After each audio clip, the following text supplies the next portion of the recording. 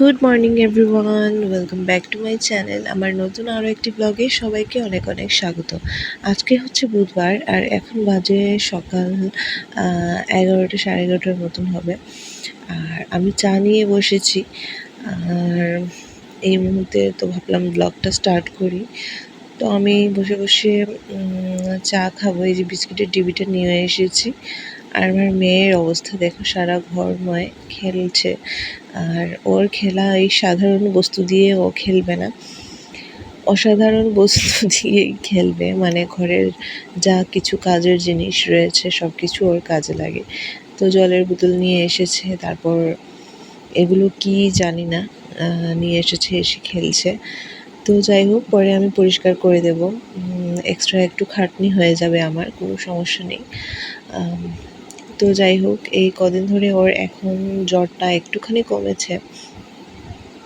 একটুখানি না, কমেছে ঠিক আছে, কিন্তু ওর খাওয়া দাওয়ার রুচি একদম চলে গেছে, কিছুই খেতে চাইছে না। তো এটা নিয়ে একটুখানি টেনশনে রয়েছি, কি খাওয়াবো কি না। আর মাছ তো একটুও খেতে চায় না, মাছ দেখলেই ওর বমি পায়, মানে বমি করে দেবে এরকম একটা অবস্থা। তো মাছ খাওয়ানো যায় না। ডাল আর কত খাবে, কোনোদিন খিচুড়ি, কোনোদিন ডাল ভাত সবজি দিয়ে। আর কি করবো বলো তো, কিছুই ভেবে পাচ্ছি না, এই একটা চিন্তায় রয়েছি আমি। তো যাই হোক, এখানে এদিকে বিছানা গুছাতে চলে আসলাম। কালকে বিছানার চাদর ধুয়ে দিয়েছিলাম, ধুয়েই নতুন চাদরটা পাতলাম। আর বিছানা গুছানোর পর তো বিছানা ছাড়ার সাথে সাথে ধুলোগুলো উড়ে এসে ওই ড্রেসিং টেবিলে এই জায়গাগুলোতে পড়ে। তো আমি প্রতিদিনই বিছানা করার পর হাতে সময় থাকলে আমি এগুলো মুছি। আর আজকে ভাবলাম তো জানালাগুলো একটুখানি মুছবো, কারণ অনেকগুলো মানে মাকড়সার জাল জমে রয়েছে। তো আজকে ভাবছি বিছানাটা গুছিয়ে সব কিছু একটুখানি মুছবো। তো চলো, তোমরা ভিডিওটা কন্টিনিউ করতে থাকো, অবশ্যই তোমাদের ভালো লাগবে।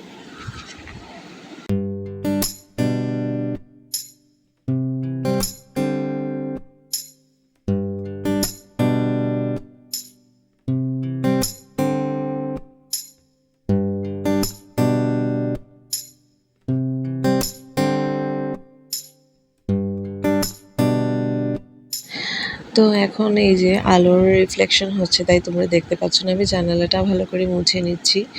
আর এখনই এত কাজের চাপ। আমার মেয়ে সদ্য জ্বর থেকে উঠলো, ওর এখন কিচ্ছু খাওয়ার রুচি নেই, ওর পিছনে অনেকটা সময় চলে যায়। আর এমনিতেও মানে একটু টাইম পাই না মেয়েকে নিয়ে। রান্না যদিও না থাকে তাহলেও একটুও টাইম পাই না। মানে রান্না না থাকলেও অন্যান্য ঘরের অনেক কাজ থাকে। তাছাড়া একটা বাচ্চা যার ঘরে থাকে, তারা তো অবশ্যই বুঝবে কীরকম কাজের চাপ থাকে। মুখে তুলে তুলে প্রত্যেকটা সময় বাচ্চাকে খাওয়ানো, খেয়াল যত্ন রাখা, বাচ্চাকে টাইম দেওয়া। আর আমি রান্নাঘরে থাকলে তো ও রান্নাঘরে থাকে, একটুও রান্নাঘরে আমি থাকতে পারি না। কাউকে দিয়ে, কারো কাছে দিয়ে ওকে তারপর রান্নাঘরে আসতে হয়। তার মধ্যে আরও কাজের চাপ পড়বে সামনে। আমার জন্য জমের দুয়ার খুলে যাচ্ছে সামনে। আমার শাশুড়ি মা চলে যাচ্ছে ওনার ছোটো ছেলের বাসায় কিছুদিনের জন্য। তো আমি ভাবছি আমি কি করব, কেঁদে কুল পাবো না আমি তখন। মেয়েকে নিয়ে একা একা সমস্ত কিছু করতে হবে। তো কিচ্ছু করার নেই, আসলে একা থাকলে এরকমই হয়, কেউ না থাকলে এরকমই হয়। তো যাই হোক, একা থেকে থেকে আমি পাগল হয়ে যাব কদিন পর। যাই হোক, এখন এসব ভেবে কাজ নেই, সময় আসলে সময়ে দেখা যাবে। এতদিন যখন করে আসছি পরেও করতে পারবো, একটু কষ্ট হয়ে যাবে আমার, তাও ঠিক আছে। এর আগেও তো শাশুড়ি মা গেছে, আমার মেয়ে অনেক ছোটো ছিল, ওকে নিয়ে নিয়ে আমি একা একা সমস্ত কাজ করেছি ঘরের। আমার কেউ নেই যে সে আমার কাজগুলো করে দেবে। তো এত ছোটো বাচ্চা নিয়েও যখন কাজ করতে পেরেছি, এখনও করতে পারবো। এখন আমার মেয়ে অনেকটা বড় হয়েছে,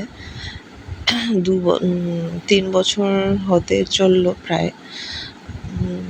তো যাই হোক, এখানে আমি ওই ঘরে ঝাড়া মোছা করে এখন ড্রয়িং রুমে চলে এসেছি। আর এখানেও সোফা টোফা এই জানালাগুলো একটু মুছে নিচ্ছি। সব কিছুই দেখবে যত আসবাবপত্র ঘরে থাকবে ততই বেশি কাজের চাপ বেশি থাকে, কারণ এগুলো নোংরা হয়ে থাকে, এগুলো গুছানো না থাকলে ভালো লাগে না।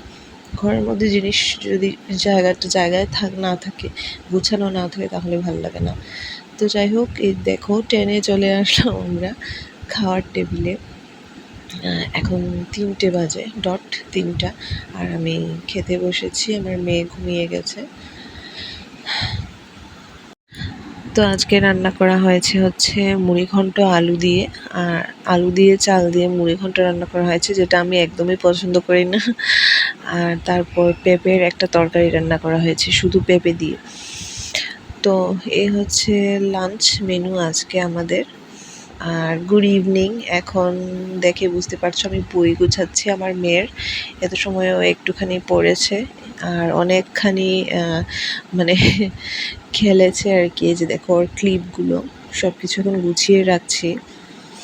আর একটা জিনিস আমি আমার মেয়ের জন্য অর্ডার করেছি, বলেছি আমার বরকে কিনে দিতে, কারণ ওর খেলার জিনিস একটুও নেই।